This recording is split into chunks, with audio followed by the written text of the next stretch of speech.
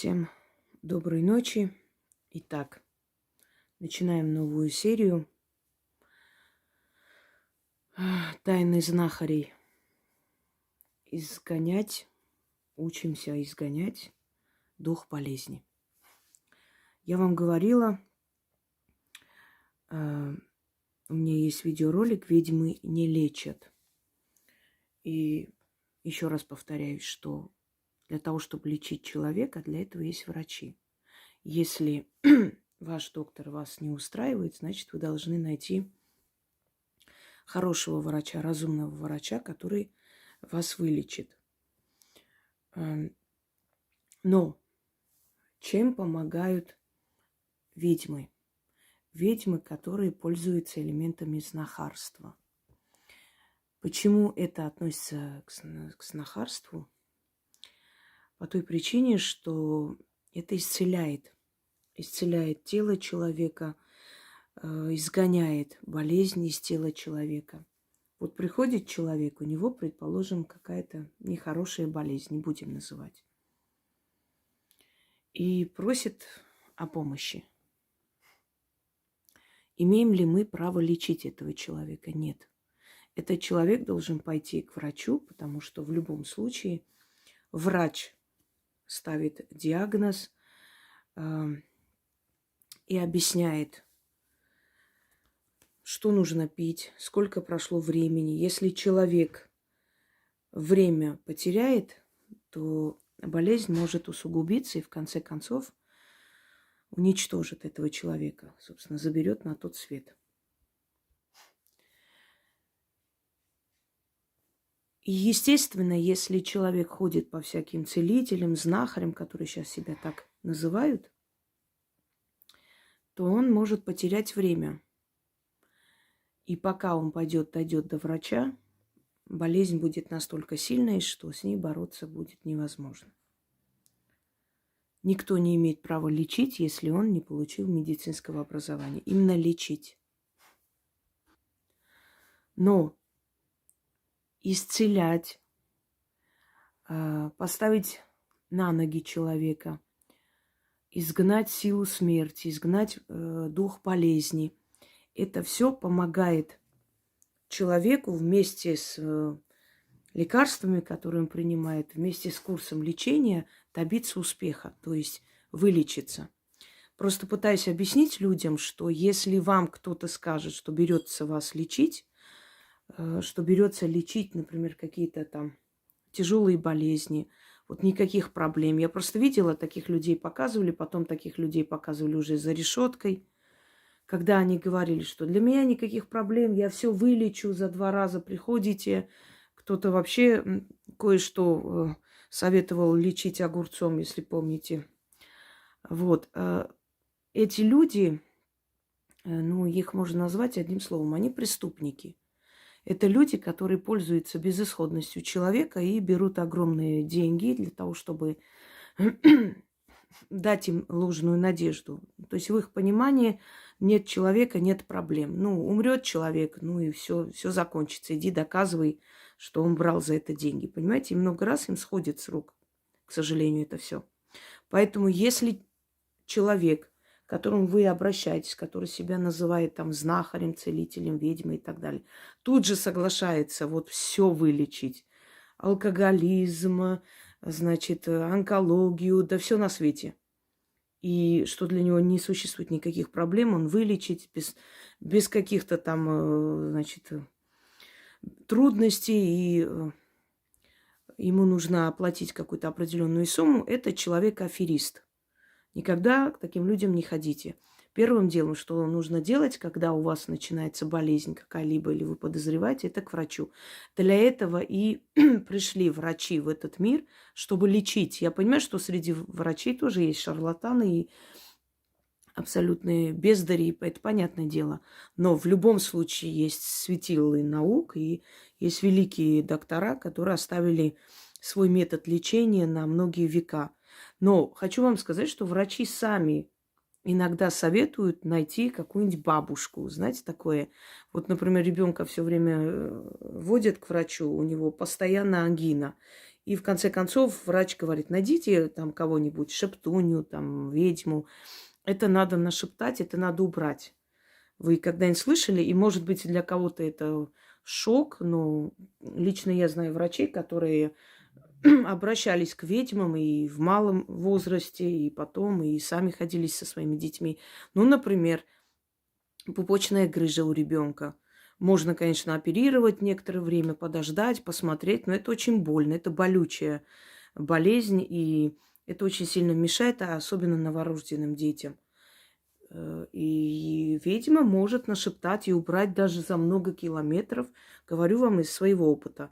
Те люди, которые говорят, что это невозможно, это те люди, которые не умеют, не знают. Естественно, для них это невозможно, я согласна. Вот для меня, например, тоже невозможно выйти и спеть, как Лучиано Паваротти. Да, очень невозможно, потому что у меня нет такого голоса. И я не оперный певец, понимаете? Но это же не говорит о том, что если я не могу петь, значит, никто не может, и это невозможно.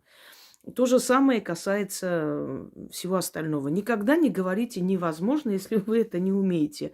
Как говорил великий доктор Авиценна, а вообще изначально имя его Абу Сина, арабский врач, да, он сказал, если твой ум не дорос до того, чтобы понимать некоторые вещи, это не говорит о том, что этого не существует.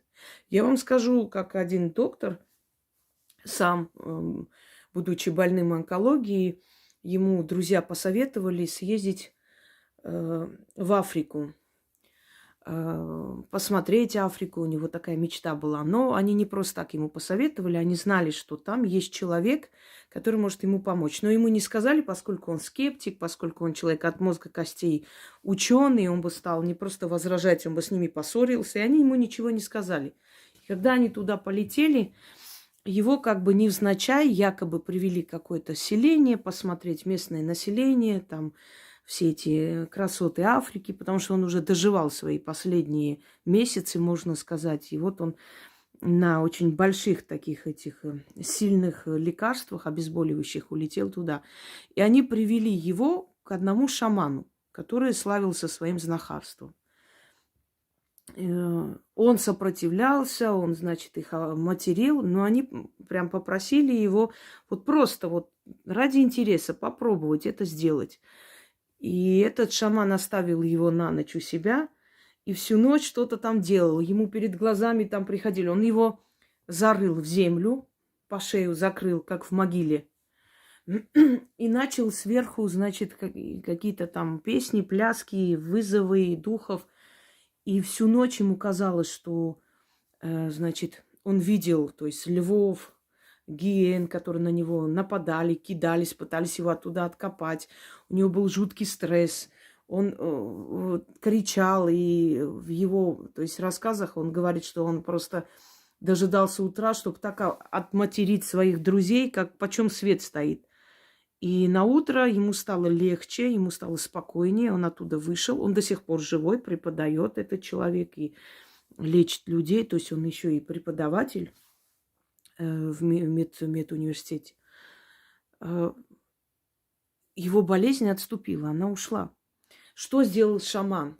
Сделал вид, что человек уже умер, то есть сыграл, обманул силу смерти. Вот почему я... Знаете, вот мои все слова, уже выражения, очень много где я встречаю, такое ощущение, как будто у вас единственный источник информации. На самом деле источников много, но именно от себя человек свои знания вкладывает. Наверное, ну, может, еще где-то есть, не знаю. Просто так вот иногда раздражает, когда человек совершенно не понимаешь в этом деле, и твои слова просто копирует, повторяет. Вот, обмануть силу смерти. Откуда вы знаете вообще, как это все делается? Понятия не имеете. Ну, не надо за мной повторять, как эти попугаи. Ладно, отвлеклись. Так вот, он похоронил его, зарыл в землю, тем самым показав силам смерти, якобы этот доктор уже умер, все. И вот эти вот львы, гиены, которые пытались его откопать оттуда, это те самые духи, которых он видел. Они пытались его забрать в любом случае с собой, понимаете? То есть вот смотрите, этот ритуал, он очень опасный, очень сильный, и я часто использую элементы вуду, когда дарю вам работы, например, какие-то связанные с болезнями, с исцелением, они очень сильные. И это очень большая ответственность. Надо так приспособить к обычному человеку эту работу, чтобы они ему не навредили, а помогли. Вот в чем дело. И это не каждый человек умеет так делать. Просто сложить красивый стих – это не заговор, это вообще совершенно другое.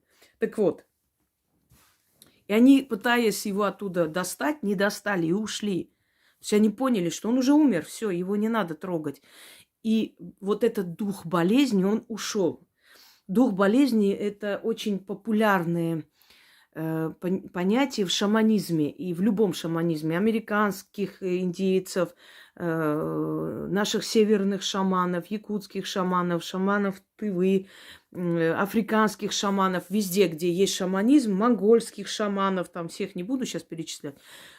Вот изгонять дух болезни, у них это очень популярно. Даже если человек идет лечиться, принимает лекарства и там ходит по врачам, в любом случае он ходит изгнать дух болезни, чтобы этот дух болезни обратно не вернулся. Хочу вам объяснить, что вообще в знахарстве, в ведовстве, они сейчас все переплелись, слились воедино. Почему я говорю, что это элементы знахарства, что это тайна знахарей?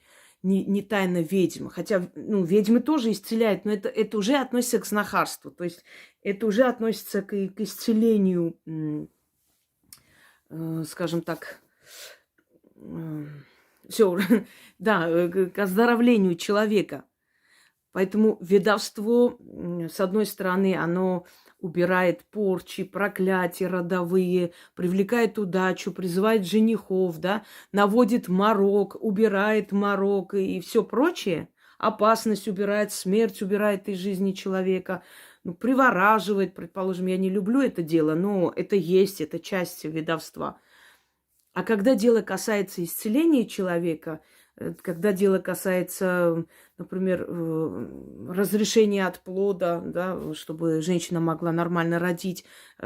Потом я вам скажу, какая богиня в Древней Греции помогала женщинам разрождаться. Ладно, уж сейчас скажу. Те, которым скоро родить, когда вы будете уже там вам некогда будет читать, например, заговоры и прочее. Но перед этим можете читать, потом я отдельный заговор дам, но на всякий я вам скажу. Именно перед родами, не раньше. Раньше нельзя ее призывать, это не оберегает беременность, это помогает разрешиться легко. То есть эти слова. Это Артемида. Ой, да, правильно сказала. Сама сказала и сама испугалась. Вдруг не то. Вы когда-нибудь слышали слово «кануло в лето»? Так вот, Лето или Лето – это мать Аполлона и Артемиды. И она иногда становилась рекой. В конце концов, она обрела такую вот силу реки, энергию реки, и иногда сливается с рекой. И эта река была названа в честь нее. Лето – это забвение. Это конец всему. Когда говорят «канула в лету», то есть упала в эту реку забвения.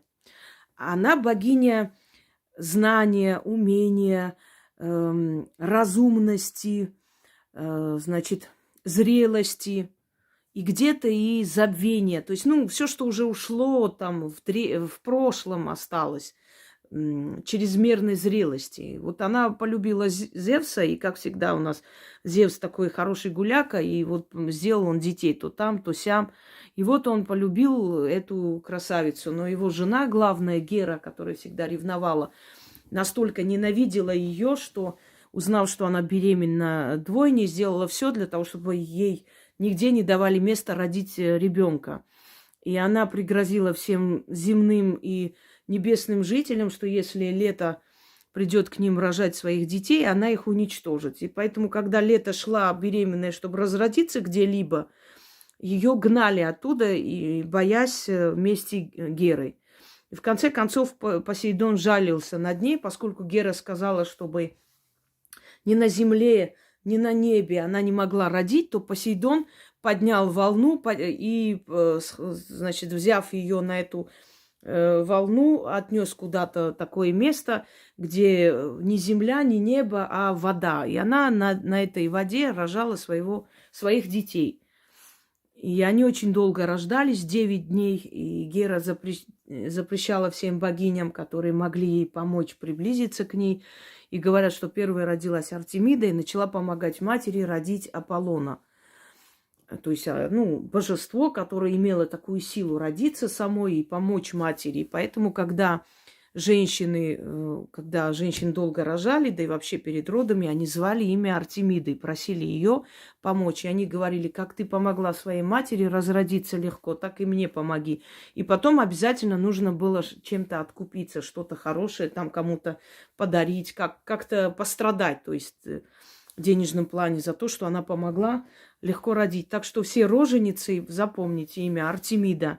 Вот не зря в Эфесе поставили Артемиду, ну там много грудей у нее, мать-кормилица. Это немножко иная Артемида. Она больше пришла из Египта, ее культ слилась воедино с греческой Артемидой, и так и назвали Артемида Эфесская. Они немножко разные.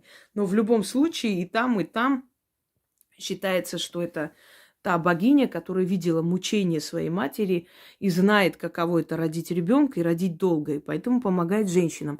Вот, будете просить ее, чтобы она помогла вам легко разродиться. Это раз. Вот видите, тоже к знахарству и к ведовству относится.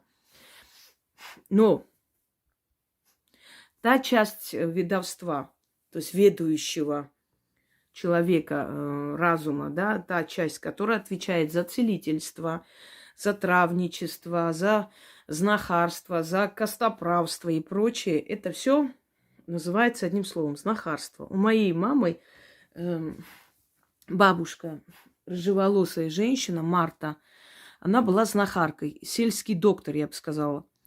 Она была как акушерка и помогала родить детей вот очень многим женщинам, и ее привозили, увозили. Ее называли Марта Ханум из почтения к ней. И у нас рядом и турецкие, то есть тюркские эти селения, и грузинские, и армянские. Она везде была, везде ее знали. И она очень много оставила. Вот никуда генетика не девается. Вот в роду моей матери есть врачи, и сестра моя тоже доктор. Вот эта вот любовь к целительству, к лечению, она просто переродилась в медицину. Вот и все. И я помню, как бабушка моей матери, Марта была прабабушкой, бабушка моей матери показывала мне вот бессмертники, говорила, что бессмертник лечит от 99 болезней. Рассказывала, как пить. Я оттуда знаю, что как чистотел нужно пить, и все чистотел помогает вообще от женских болезней, много чего. Но назвать себя травницей я не могу, потому что меня это не так привлекает. Меня привлекает больше исцеление словом. Понимаете, я меняю судьбу человека, вот мне это приятно. Теперь, в наше время есть ли настоящие знахари и целители? Естественно, есть, но их очень мало, и нужно их распознать именно, как бы вам сказать, по отзыву людей. Еще один момент. Вот отсюда, наверное, пошло это понимание, что ведьмы в деревнях не брали денег. Нет, знахари не брали денег. Вот знахарям брать деньги нельзя. Знахарям нельзя назначать плату за изгнание духа болезни, потому что считается, что дух болезни, то есть он не лечил человека, а попросил дух болезни уйти. То есть его заслуга в том, что он изгнал этот дух болезни, а не в том, что он там лечил, бессонные ночи, травы собирал и все прочее. Хотя, если он еще и травник, он может попросить плату за вот снадобье, которое он дает. Но их сейчас очень мало, друзья мои. А вот желающих заработать на этом очень много. Знахари денег не брали. Но знахари брали, скажем, работой, вот приходили там, пахали, крышу чинили. Не брали не в том смысле, что если им отдавали деньги, они там выкидывали. Нет. они не назначали плату, им оплачивали сами люди. Вот как ты ценишь свою жизнь, вот у человека онкология приходит, врачи от него отказались. Знахари обычно брались за болезни, если рядом не было ни больницы, ни какого-либо иного учреждения, но, предположим, средние века, куда идти человеку из глухого селения, там, куда, в Москву, в Петербург, ну, куда он пойдет за такие большие деньги лечиться? Лечились своими народными методами. Если у них знания для народных методов не хватало, естественно, приходили к знахарям, к шептуньям, к знахарям. Чем отличается знахарь от целителя? В принципе, знахарь может обладать и приемами целительства. Но знахарь отличался от целителя, то есть тем, что он знал еще и шепотки, заговоры. То есть он не просто вот варил какой-то чай из каких-то трав и давал пить. Он еще нашептывал на это все. Ну вот травники, например, знают, в какое время какая трава активна. Знахари собирают траву, обязательно что-то говорят этим травам. Обязательно заговор читают, когда, значит, отрывают эту траву от земли. Знахари больше похожи, ну, ближе к ведовству. А именно исконно целители, они ближе к медицине. То есть они знают, вот этой травой, вот это лечится, это, они ничего не нашептывают, никакие там диагнозы не ставят. Человек сам пришел, ну, могут понять приблизительно, что у человека болит, из-за чего. И дать вот определенные коренья, определенную траву, определенные какие-то рекомендации дать, что можно пить, как, каким образом. Знахари вбирают в себя и ведовство, и целительство, но они нацелены именно на исцеление человека, на излечение человека. То есть они не будут смотреть вашу судьбу, они не будут убирать там родовые проклятия. Они чисто, конкретно, узкой специализацией, то есть они лечат человека, и все. Но еще раз говорю, берутся знахари за очень опасные болезни, вообще разумные знахари, только в нескольких случаях. Первое, если врачи отказались, отправили домой умирать. Терять нечего человеку. Вот или поможет, или не поможет. Но, собственно говоря, пробует спасти. Дальше. Если человек лечится у врача, но хочет, чтобы болезнь быстрее отступила и с меньшими потерями окончательными, собственно говоря. Или если человек в упор не ходит к врачу, просто вот такой вот человек, и вот родные и близкие просят, умоляют прийти помочь, потому что он гибнет. Ну, если он возьмет на себя такую смелость, если там родные и близкие будут понимающие люди, чтобы потом в каком-то, ну, в случае чего-то не начали его преследовать, то пускай он берется за это. Но я считаю так, что есть определенные болезни, которые, ну, предположим, отит. Кто-нибудь знает, что дух болезни, ну вот ушных болезней, его называют татра. Я хочу вам сказать, у меня есть огромное количество различных приемов знахарских. Есть и ритуалы, есть и заговоры, есть и просто вот сказано, как это делалось и как звали дух болезни. Его изгоняли, и все, там больше никакой информации нет. Я это собирала годами. И перед тем, как начать эту серию «Тайны знахарей», я хочу просто объяснить вам, как это работает. Прежде чем дать вам эти тайные секреты, кстати, про знахарей я уже снимала, я сейчас обновляю немного эту тему. Прежде чем это вам дать, естественно, я спрашиваю разрешение, можно ли это делать.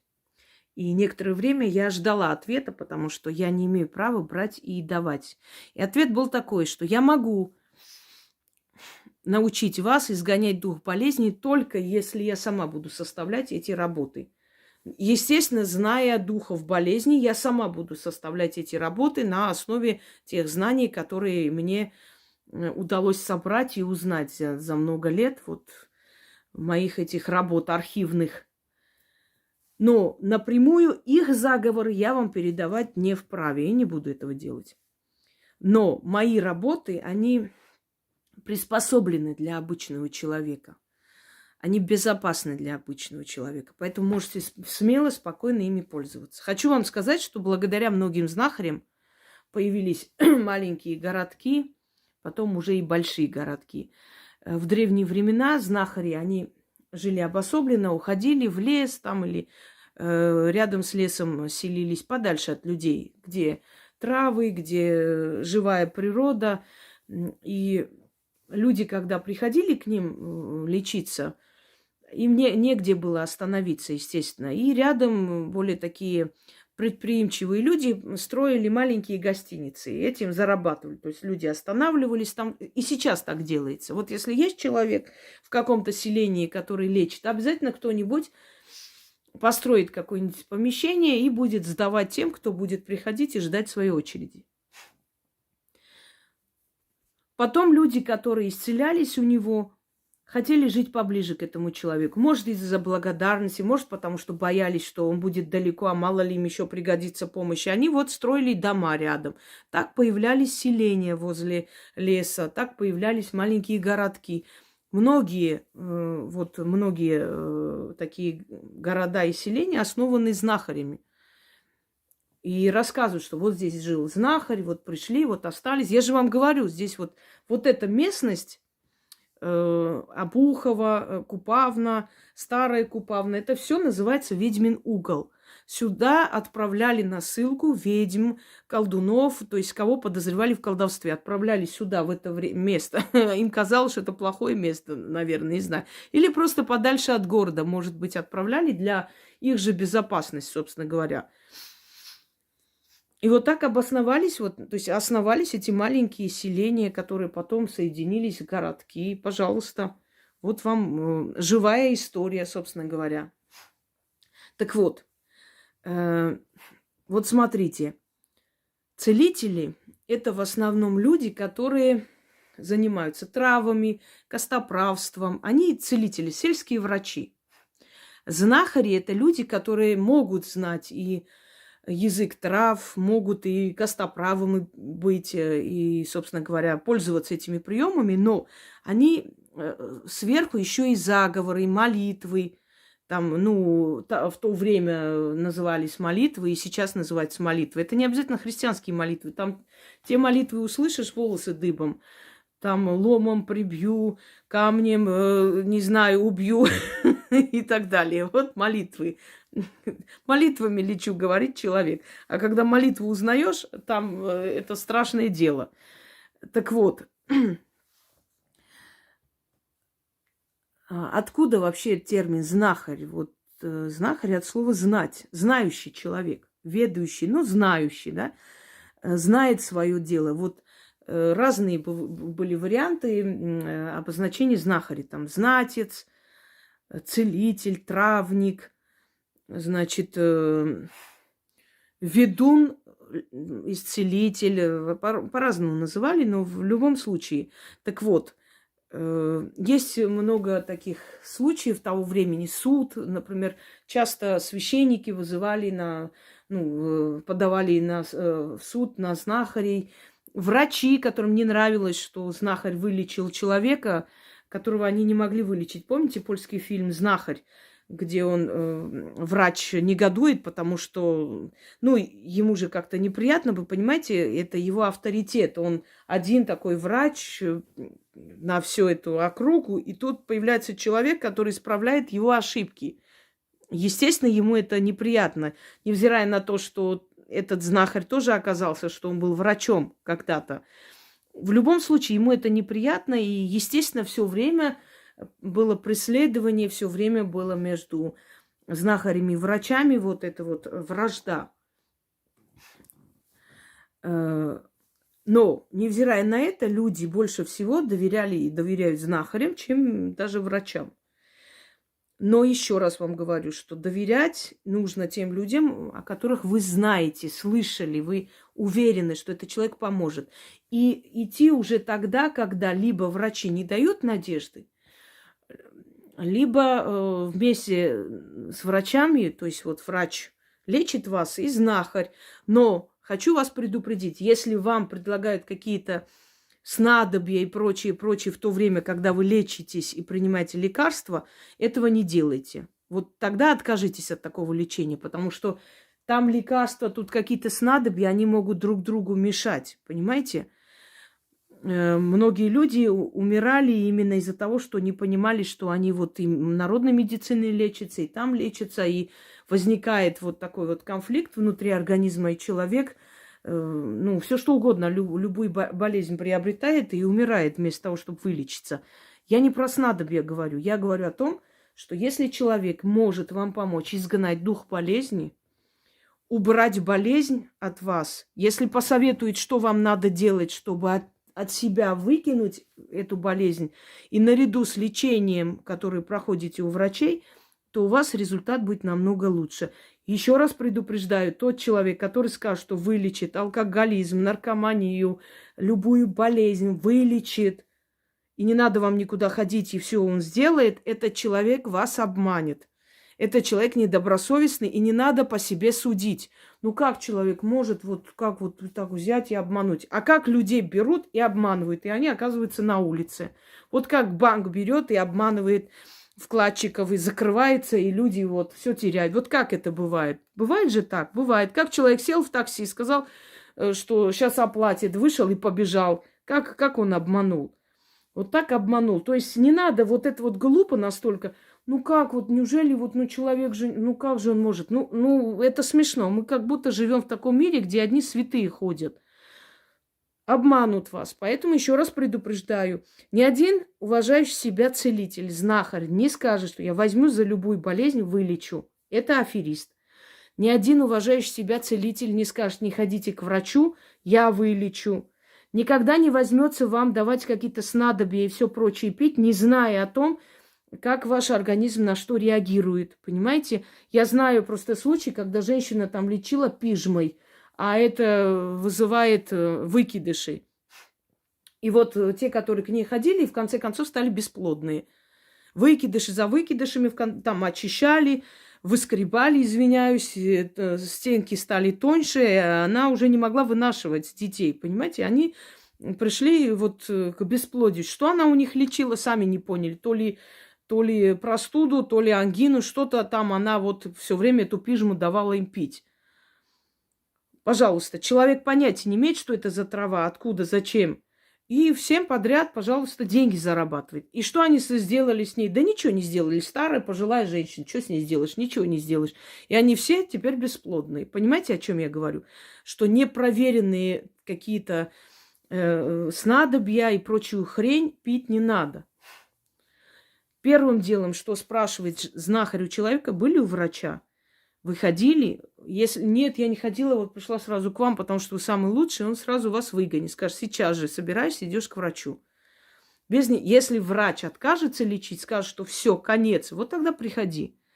Но знахари очень помогали, естественно, при таких болезнях, когда, например, невозможно было выехать зимой. Сами понимаете, зимой сколько снега, мы северная страна, и если это глухие деревни, люди болели, и дети болели, и нужно было как-то оттянуть хотя бы время, пока до врача доберутся. Или в те века, когда вообще не было никаких больниц, нужно было лечить своими средствами. Вот тогда знахари, конечно, были нужны более чем. Еще раз говорю, знахарь плату не берет, но это не говорит о том, что вам не нужно оплачивать его работу. Если вы не будете оплачивать, дух болезни через некоторое время к вам может вернуться. Это заметьте, это для жадных, для алчных людей, которые потирают руки. Вот, как хорошо, там же денег не берут, можно одну булочку отнести или 50 рублей отдать. Нет, неужели вы свою жизнь цените вот так, 50 рублей и одна булочка? Если так цените, через некоторое время будьте готовы, что дух болезни вернется, а знахарь вам откажет. Это знаете. Поэтому знахари никогда не говорят, сколько им надо отдать. Они вообще ничего не говорят. Человек сам. Я вам рассказывала истории, когда во время там, Советского Союза вот, исцеляли, лечили людей, знахари, получали машины, дома, понимаете? Да, вот единственный сын умирал, врачи отказались, сказали, все, ему должны были резать ногу, но и то не давали гарантии, что он выживет. Начиналась гангрена. И он убежал из дома, он сказал, что он не отдаст себя вот на растерзание. Он ушел из дома, родители не знали, что делать. Кто-то посоветовал поехать к какому-то сельскому знахарю. Вот они взяли его в охапку и повезли туда. И он вылечил этого парня. Ни снадобьями, ни чем-то еще. Он ножом, огнем что-то там начитывал, резал. Сверху этот огонь, в общем, ходил вокруг него и так далее. Вот несколько дней они его повезли. И постепенно нога ожила. Ко мне привозили женщину, я думаю, что она меня сейчас узнает, я не хочу его сейчас называть. У нее так открытая язва, и врач на ней бабки делал. Я сказала, меняйте врача, врач у вас плохой, он не лечит вас, он просто оттягивает, потому что каждый раз ездите, раз в неделю деньги приносите. Есть и такие врачи. И они сменили этого врача. И тот врач, который увидел, он сказал, я поражен, как вы целый год, у вас нога просто живая осталась при таком лечении. Да потому что ко мне возили. Я заговаривала кровь, чтобы нога была живая. И я ей говорила, я оттягиваю время, идите к нормальному врачу. Я не смогу, я рентген не сделаю, я хирургическим ножом это не отсеку, вы понимаете? Это должен делать врач. Это его работа. Я единственное могу поддержать вашу ногу живой. Я поддержала. И она могла без ноги остаться сейчас, без одной ноги. Ко мне приезжала женщина, у нее как он там называется-то? Ой, сейчас вот вспомню эту болезнь. Ну, в общем, просто у нас по-другому называется, и это такое редкое название. Ну, в общем, как глаз. Знаете, вот огромный такой вот огромная язва, гнойный вот такой глаз, и вокруг маленькие такие. Да что ж такое, представляете, я вообще забыла. Там болезнь-то не называется, там изгоняется дух болезни. Ладно, неважно. И она ездила и в Евпаторию, и где она только не была, нигде ей не помогали. Врачи, профессора. Она ко мне пришла, и я сказала, что нужно ей принести. Я до сих пор помню, ей нужно было найти череп любого животного, купить там, ну, естественно, обработанный такой. Потому что вот этим черепом водишь, его зубами клацая, и, собственно говоря, заговариваешь. Я заговорила, она вышла. Я ей сказала, возьмите с собой там в аптеке рядом, зайдите, купите какие-нибудь там, ну, впитывающие какие-нибудь салфетки, что-нибудь, вам пригодится. Она говорит, а зачем? Я говорю, возьмите, узнайте, выйдите вот прям сразу и в аптеке возьмите вот эти салфетки. Она говорит, да у нас есть там свои. Я говорю, ну хорошо, ну учтите. И она мне звонит через полчаса. Она говорит, вы знаете, вы были правы, надо было салфетки брать. Говорит, как только мы, вышли от вас, там, сели в машину, через минут 7-8 у нее прорвало вот так, значит, у нее так пукнуло, открылось, разорвалось, и весь гной вышел, извините за выражение. Он просто очистился весь. Я говорю, я же когда вам объяснила, сказала, возьмите, потому что вам пригодится. Но им пришлось останавливаться, там дочка побежала, купила это все. Все, вот это есть знахарство. Понимаете? Ведьмы обладают знахарством. И знахари обладают ведовством. Вот эти две дороги, то есть два направления магии, они очень схожи, поэтому их путают часто. Просто есть знахари, то есть именно знахари, вот как бы вам сказать, они не берутся там улучшать жизнь человека, судьбу, открывать дороги, женихов звать, не знаю, будущее смотреть. Нет, они именно конкретно лечат, то есть вот именно вот таким образом лечат, исцеляют человека. А ведьма, она как бы и эту часть берет на себя, и ту часть. Поэтому у ведьмы более широкая вот эта специализация, если так можно сказать. Она знает это все. Она может и травничеством заниматься, но редко. Ведьмы не очень любят это дело. Так иногда для себя могут, для близких людей, но так, чтобы прям вот травничество, нет. Им легче вот, знаете, вот мне легче нашептать над ребенком, и пупочек начинает уходить. Все. Чем эту траву варить, ходить, это целое, не буду называть что, сами поняли. Так вот, что из себя представляет вот знахарство? Какие направления есть? Вот смотрите, направление, например, травничество, я уже говорила. С помощью трав, с помощью отваров, настоек, мазей, травничество. Это часть знахарства. Врачи современные, психологи, психиатры очень многое взяли именно у ведьм, у знахарей, понимаете? Просто усовершенствовали, вот и все, и пользуются этим. То же самое внушение, то же самое остановить в человеке, в голове, в разуме человека вот этот разрушительный процесс. Это все ведовство. Но психология замечательно это все взяла на вооружение и этим пользуется и спасает людей, вытаскивает из депрессии. Замечательно. Но это то же самое ведовство. Это наши приемы, тысячелетние. Как говорил один из великих колдунов, когда магия, когда наука поднимется в гору, увидит, что магия там уже давно. Так вот, первое – травничество, второе – костоправы. Есть костоправы, которые могут вправлять кости таким образом, что человек боли не почувствует вообще. Вот не пикнет. Это тоже относится к знахарству. Такие люди миллионы делают. Они очень богато живут. Но хочу вам сказать, что костоправы, которые учатся, да, в определенных там медицинских центрах, у известных мастеров, у них тоже есть элементы знахарства. Вот если человеку не дано, сколько хочешь, его учи. Человек чувствует кости. Не просто он знает строение скелета, он чувствует, вот как это должно быть. Хотите знать, самые лучшие знахари древности были кто? Палачи. Самые лучшие знахари и самые лучшие врачеватели были палачи. Екатерина Великая говорила, что ее спас в детстве палач. Местный палач. К нему то есть ходили к этому палачу, вели этого ребенка маленького. У нее спина была, у нее был горб, у нее было неправильно смещение позвоночника. Этот палач вправлял позвоночник. Я сейчас объясню, почему. Прежде чем стать палачом, вообще палачами становились преступники, которым давали возможность вот таким образом отработать. Сам по себе человек редко там радостно шел на это все, потому что у меня есть целая лекция «Палачи». Откройте, посмотрите. И, естественно, то есть вот приговоренный к смерти преступник, которому говорили: хочешь жить, вот будешь рубить головы. Но прежде чем он это делал, он изучал, он после казни его приводили, он изучал, как это нужно делать, чтобы человек без боли ушел и прочее.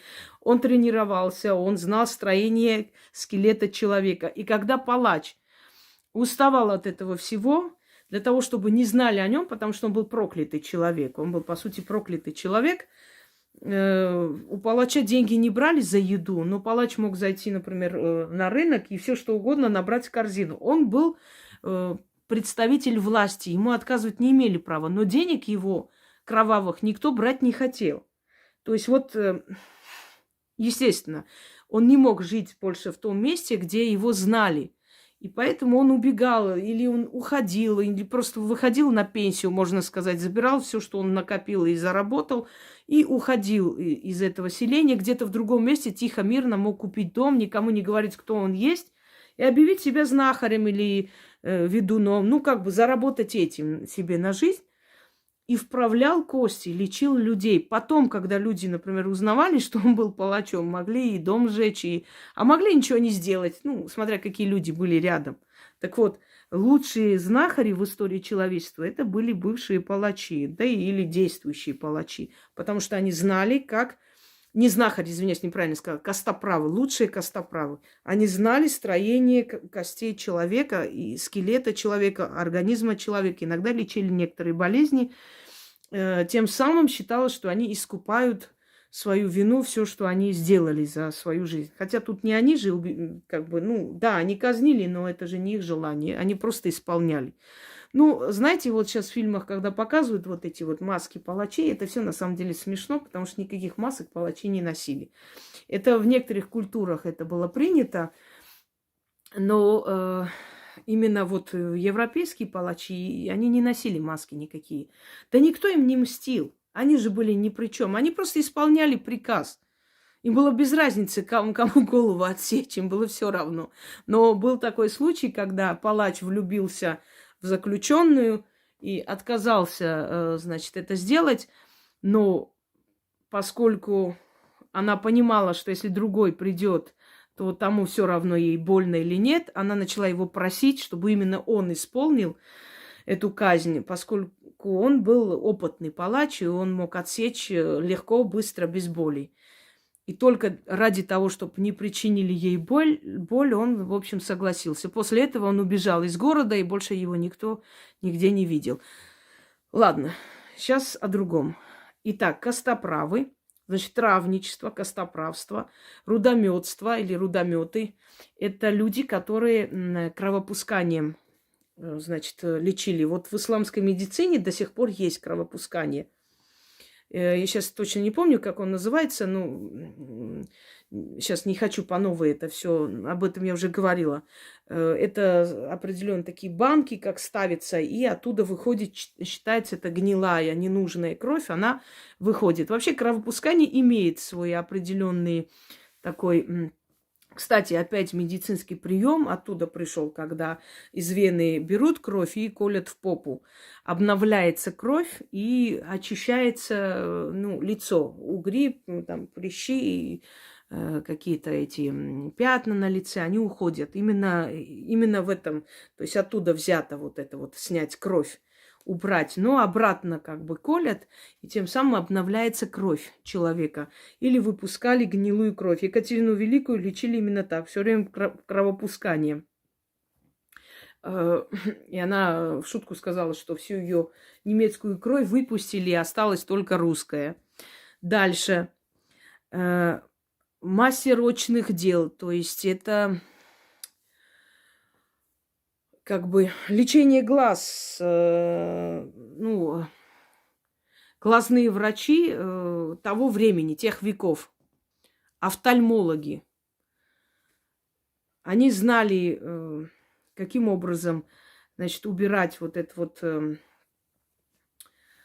пелену из глаза, которые потом научились, да, хрусталик обновлять. В то время знахари обладали этими знаниями, поэтому многие удивлялись, когда незрячий человек становился зрячим, не понимая, что всего лишь нужно было убрать эту пеленку из глаз, пелену.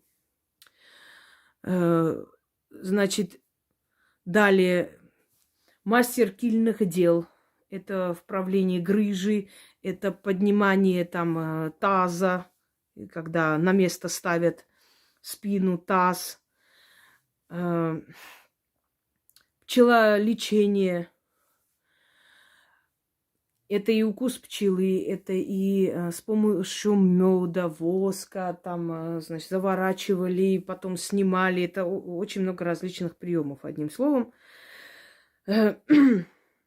Но что самое важное, друзья мои, что все это было связано именно у знахарей, сопровождалось призывами и заговорами, изгоняющий дух болезни и, естественно, исцеляющий тело человека, чтобы остановить эти все процессы, разрушающие внутри человека. Персонализация каждой болезни. Помните 12 дочерей Иродовых, когда я дала, и очень многие сказали, что замечательно помогает. И те шепотки для здоровья. Это шепотки, заговоры для здоровья замечательно помогают. Теперь мы с вами научимся изгонять дух болезни. Вот я вас научу тому, что умели тысячелетиями только знахари. Но, как вы знаете, мне дано и разрешено людям дать ту часть магии, которая, собственно говоря, для них предназначена, и им можно, то есть ту правду, ту тайну, которую можно открыть им.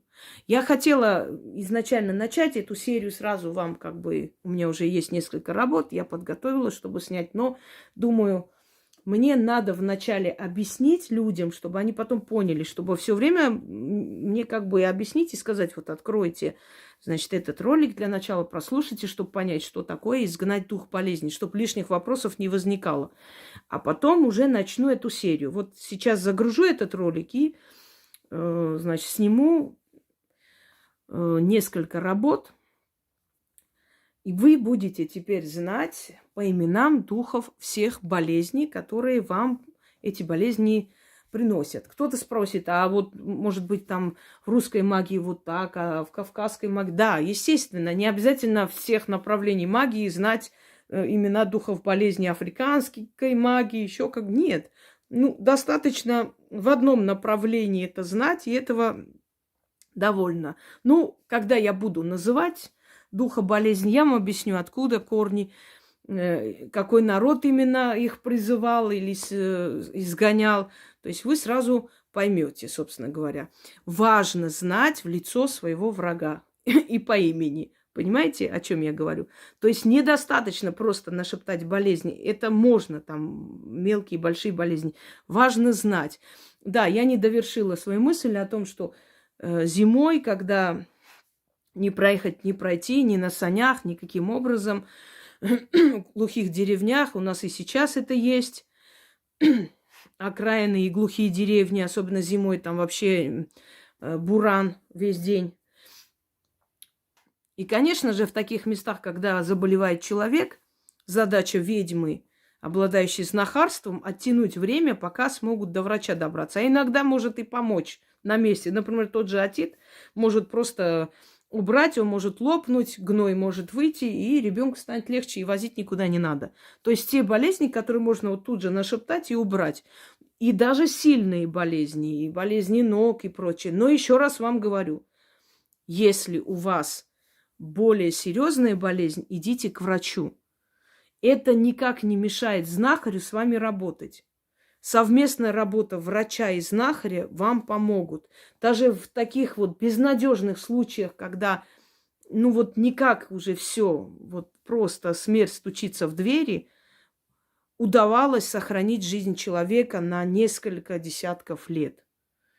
У меня были такие случаи, этих людей сейчас нету, и я их вспоминаю, я с ними сидела, разговаривала. Для меня они в моей памяти живые, но я говорила не им, конечно, родным, близким, и они чувствовали. Я говорила, что убрать это невозможно. Пусть врачи, естественно, лечат, но убрать я не смогу окончательно. Усыпить еще существует такое понятие. Усыпляется болезнь внутри человека. Ты даешь ему срок. Спи на 5 лет, через 5 лет приходит, спи на 5 лет еще. Вот сколько возможно, ты его усыпляешь, понимаешь? Извиняйте, понимаете, это чудовище внутри спит. И дает человеку время, срок жить еще. Разные есть приемы. Просто я к тому, что почему знахари не нравятся врачам. Первая причина, что много мошенников, и они понимают, что вот так вот хождение по мукам приведет к тому, что пройдет тот период, когда можно было лечить эту болезнь, и это будет пропущено.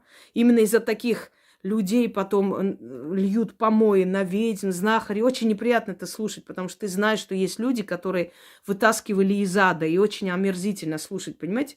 Но я понимаю, из-за кого это все говорится. Это первая причина, что они понимают, что очень много аферистов и очень мало настоящих знахарей, поэтому время пропускать не нужно. И вторая причина в том, что если врач говорит, что невозможно, все, человек не вылечится, не выживет, а потом видит его живым, здоровым, врачу не очень приятно это. Может, кто-то скажет, да он же должен радоваться. Нет, а чему ему радоваться? Его принизили, ударили по его самолюбию. И поэтому может тоже, знаете, так озлобиться на знахаре и, собственно говоря, в каждом видеть конкуренцию и опасность. Но как бы там ни было, настоящие знахари были, есть и будут. Болезнь лечат врачи, знахари изгоняют дух болезни. И тогда совместными усилиями человек выживает. Итак, мы начинаем с вами вот эту серию «Изгонять дух болезней. Тайна знахарей».